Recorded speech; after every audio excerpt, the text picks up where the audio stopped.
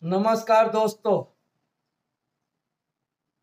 मैं दिलीप कोसारे महाराज आरजेडी महासचिव महाराष्ट्र का होने के नाते से एक वीडियो के माध्यम से घोषणा पत्र क्या होती है और उसके क्या नियम है उसके बारे में आज हम कुछ जानकारी आपको हम देंगे। क्या घोषणा पत्र में कोई भी वादा कर सकते हैं?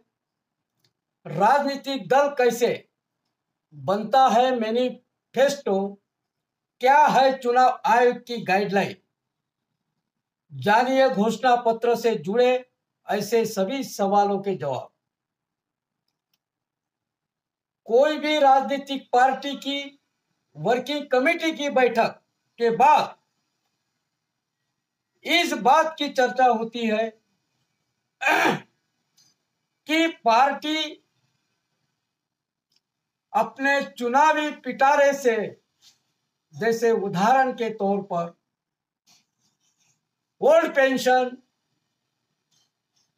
सरकारी स्कीम लागू कर सकती है। ऐसे अनेक मुद्दों पर राजनीतिक पार्टी मुद्दों पर चर्चा घोषणा पत्र के माध्यम से किया करती है। इस विषय पर हम आज चर्चा करेंगे। लोकसभा हो या विधानसभा, चुनाव की तारीख जारी होते ही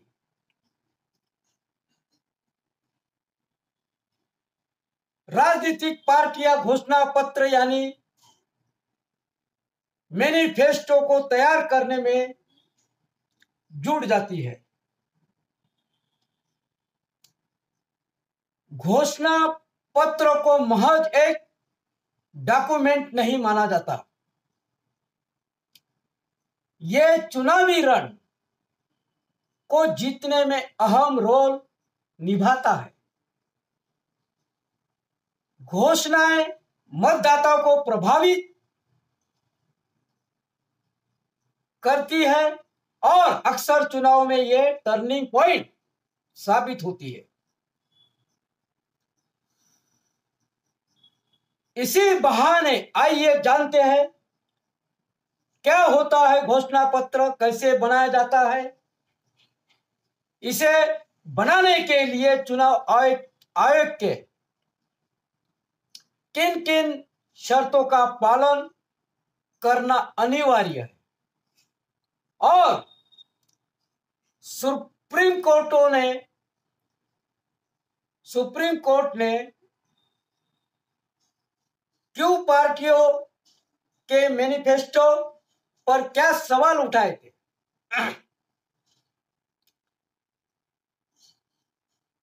कैसे घोषणा पत्र बनती है पार्टियां,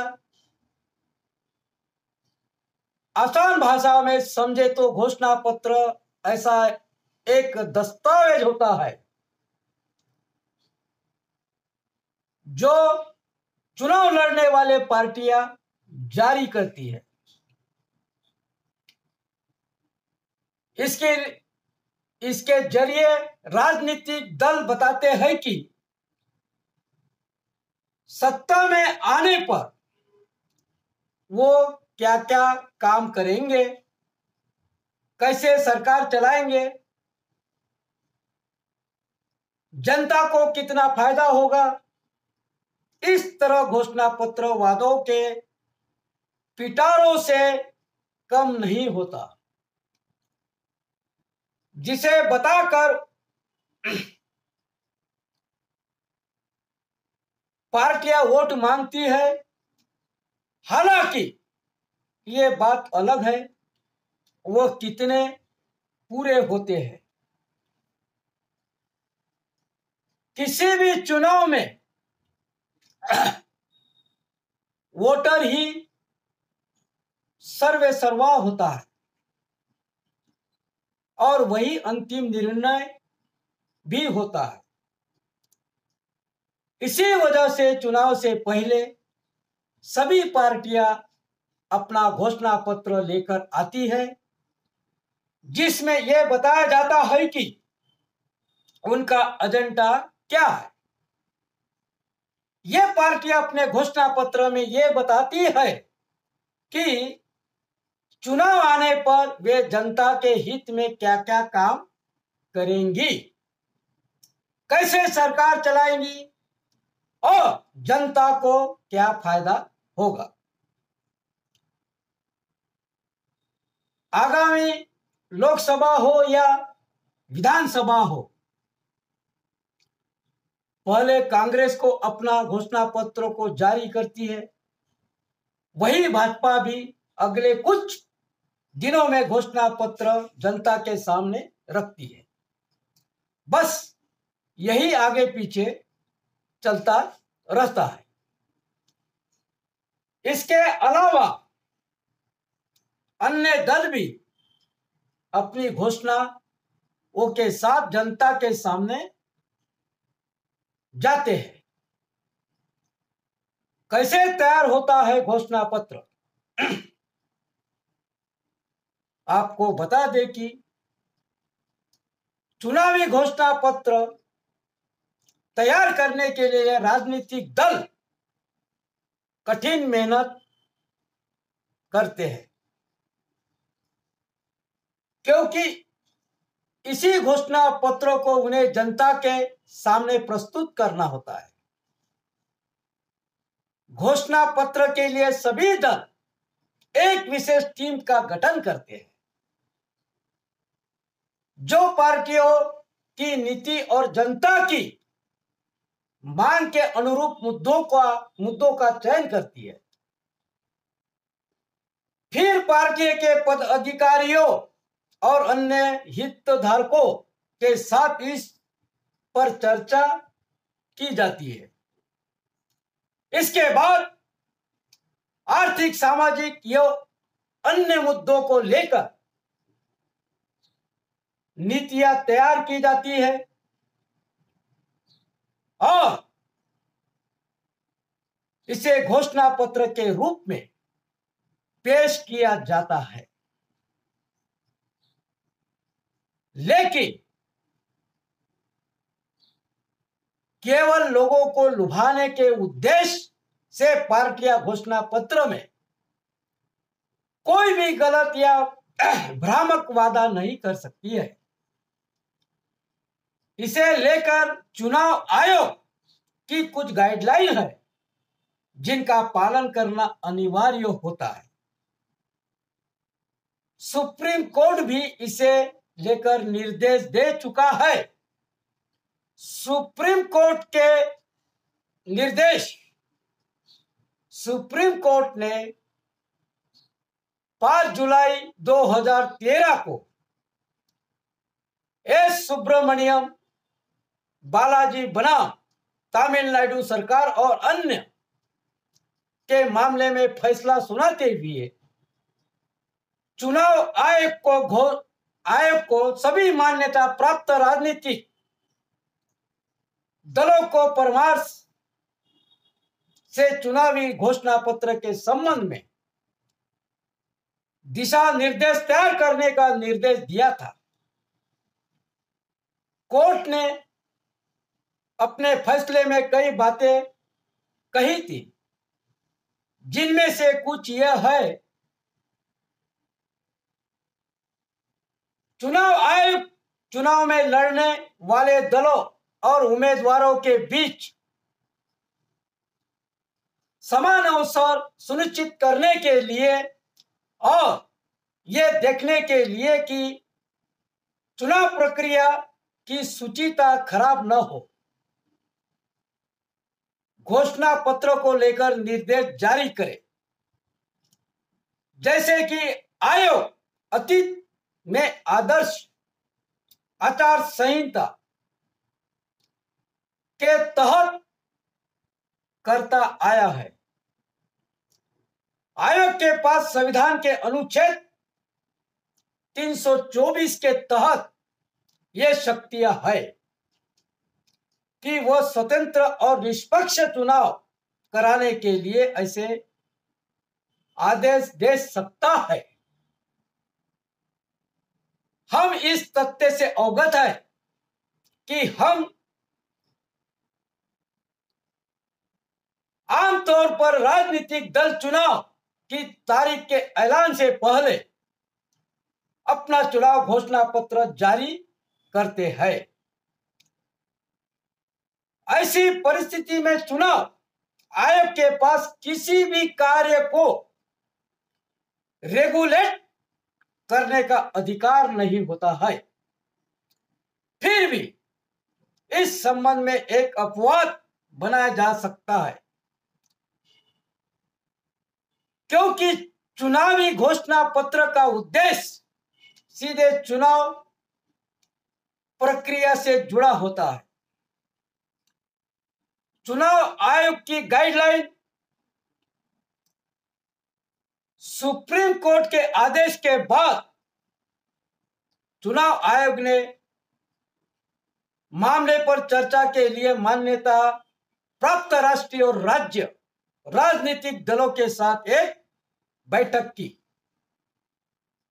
इसके बाद सभी दलों की सहमति से चुनाव आयोग ने आदर्श आचार संहिता के तहत घोषणा पत्र को लेकर दिशा निर्देश तय किए थे, जिसका सांसद या राज्य के किसी भी चुनाव के लिए चुनाव घोषणा पत्र जारी करते समय राजनीतिक दलों और उम्मीदवारों को पालन करना आवश्यक है। आयोग की गाइडलाइन कुछ इस प्रकार है। चुनावी घोषणा पत्र में संविधान में नियत आदर्श और सिद्धांतों के प्रतिकूल कुछ भी नहीं होगा और यह आदर्श आचार संहिता के अन्य प्रावधानों की भावना के अनुरूप होगा।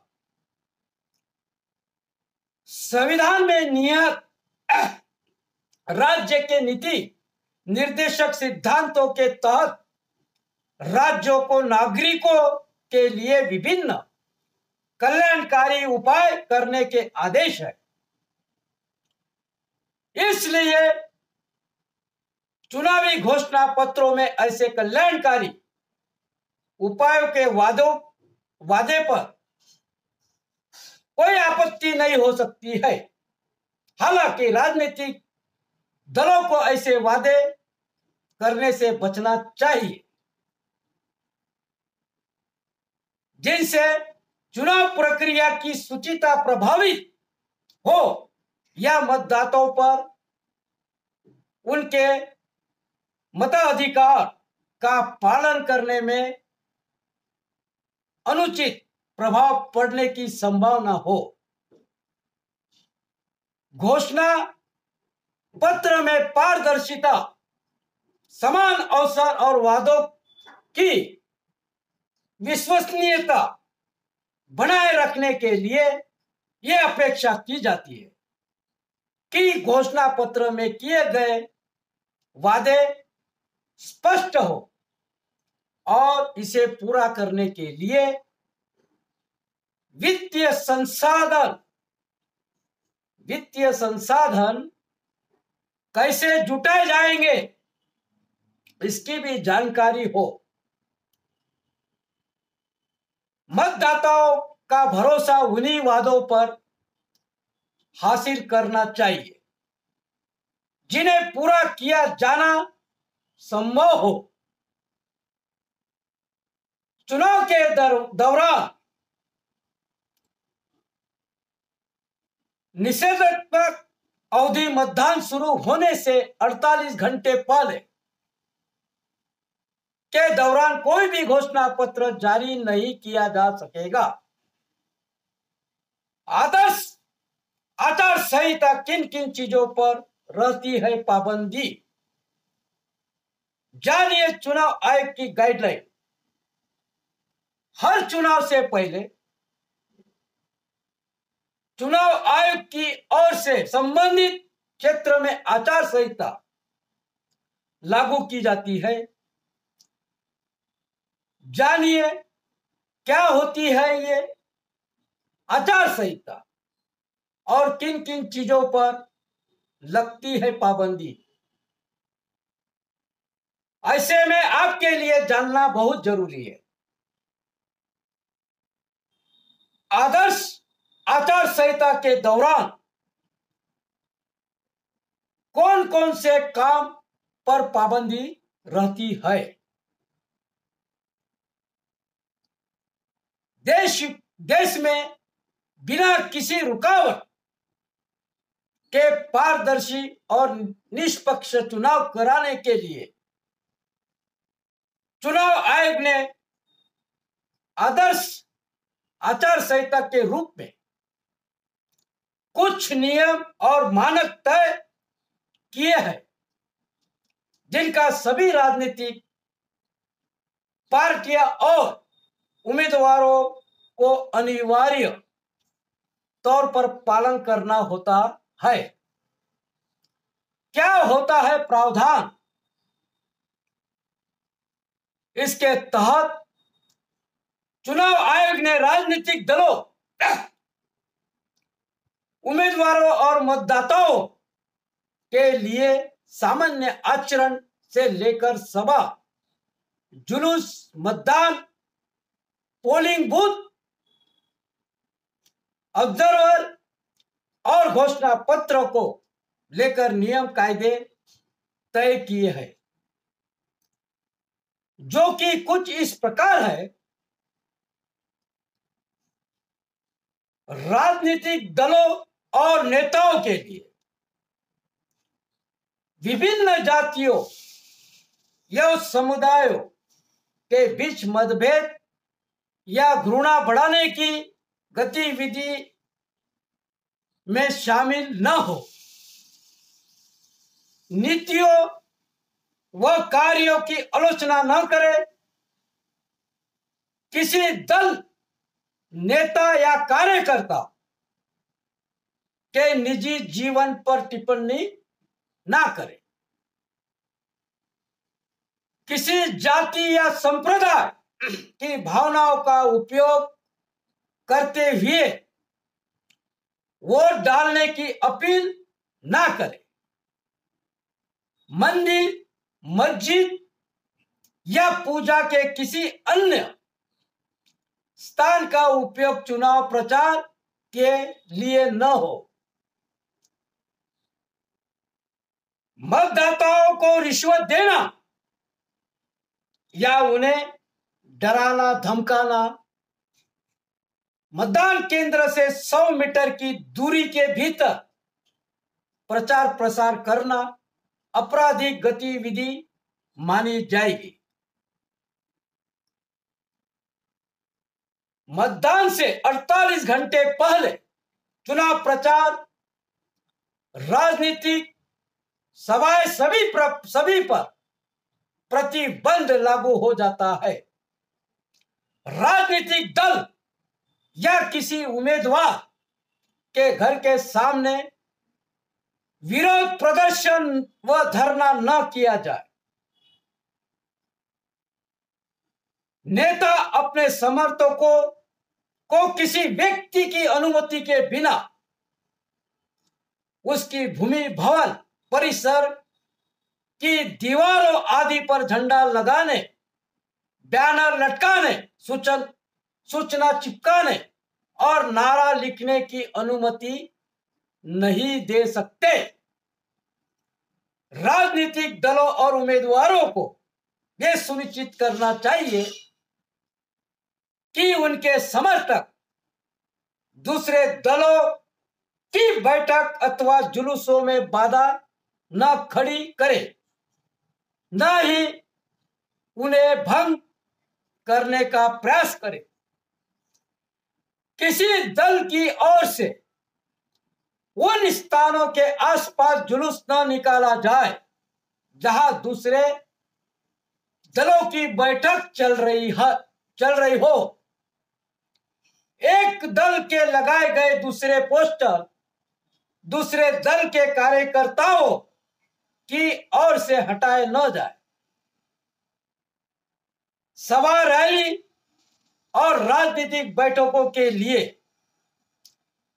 सभी अथवा रैली के स्थान और जगह की पूर्व सूचना पुलिस अधिकारियों को दी जाए। राजनीतिक पार्टी व नेता पहले ही सुनिश्चित कर ले कि जिस जगह पर वह सभा करने वाले हैं वहां पहले से कोई पाबंदी तो लागू नहीं है। सभा में लाउड स्पीकर के उपयोग की इजाजत भी पहले से ही ले ले। सभा के आयोजक किसी अप्रत्याशित घटना से बचने के लिए पुलिस की सहायता ले। जुलूस के लिए क्या है नियम? जुलूस से पहले उसके शुरू होने का समय, रूट और समाप्त होने के समय व स्थान की अग्रिम सूचना पुलिस को देनी होगी। जिस एरिया से जुलूस निकाल रहे हैं वहां को पाबंदी तो नहीं है, ये पहले ही पता आप कर ले। जुलूस का प्रबंधन ऐसे करे कि यातायात प्रभावित ना हो। एक से ज्यादा राजनीतिक दलों का एक ही दिन एक ही रास्ते पर जुलूस का प्रस्ताव हो तो समय को लेकर पहले ही बात कर ले। जुलूस सड़क की दाईं ओर से निकाला जाए। जुलूस के दौरान हथियार व अन्य नुकसान पहुंचाने वाली सामग्री लेकर ना चले।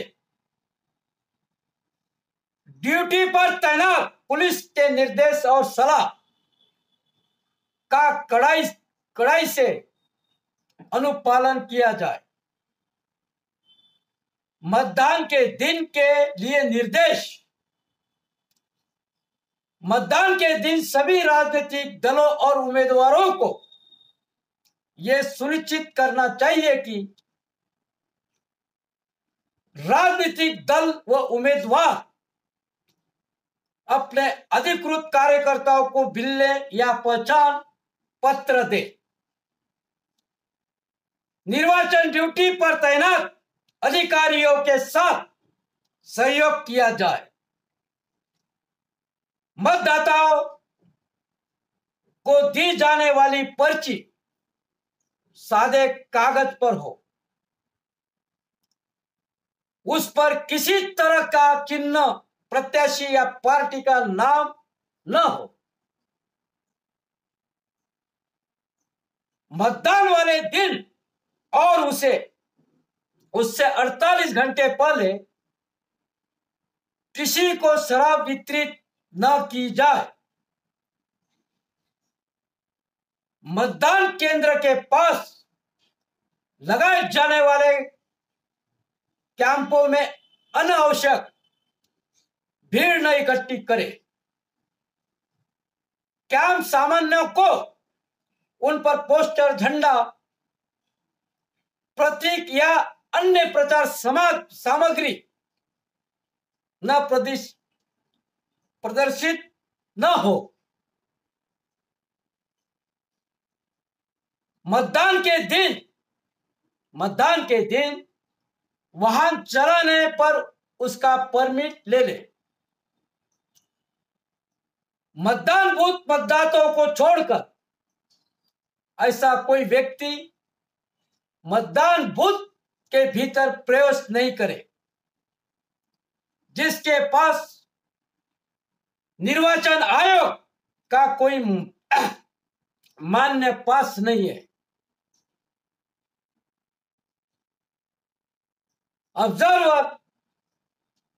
ऑब्जर्वर की नियुक्ति निर्वाचन आयोग करता है। यदि उम्मीदवारों या उनके एजेंट को चुनाव के संचालन के संबंध में कोई शिकायत है तो वह ऑब्जर्वर के संज्ञान में ला सकते हैं।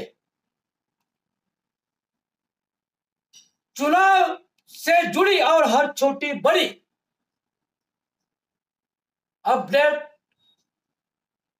अपडेट समय समय पर आपको दी जाती है।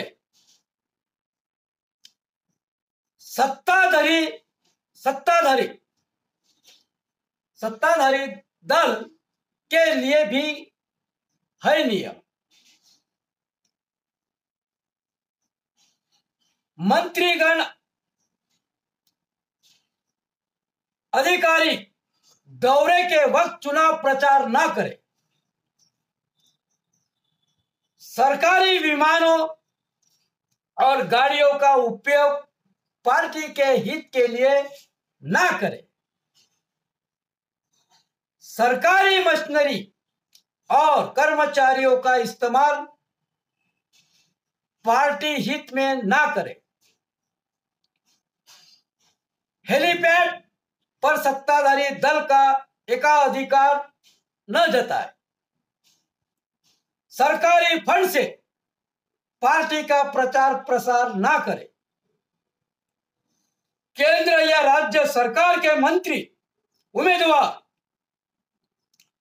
मतदाता या एजेंट के सिवाय अन्य लोग मतदान केंद्र में ना घुसे। तो दोस्तों, यह था हमारा आज का एक वीडियो। एक राजनीतिक पार्टी घोषणा पत्र में कौन से नियम होते हैं, कैसे नियमों का पालन किया जाता है, इस विषय पर हमने एक छोटा सा वीडियो आपके सामने हमने प्रस्तुत किया। आपने अपना कीमती समय निकालकर इस वीडियो को देखने का जो आपने कष्ट उठाया है, उसके लिए मैं आपका बहुत बहुत धन्यवाद। जय हिंद, जय भारत।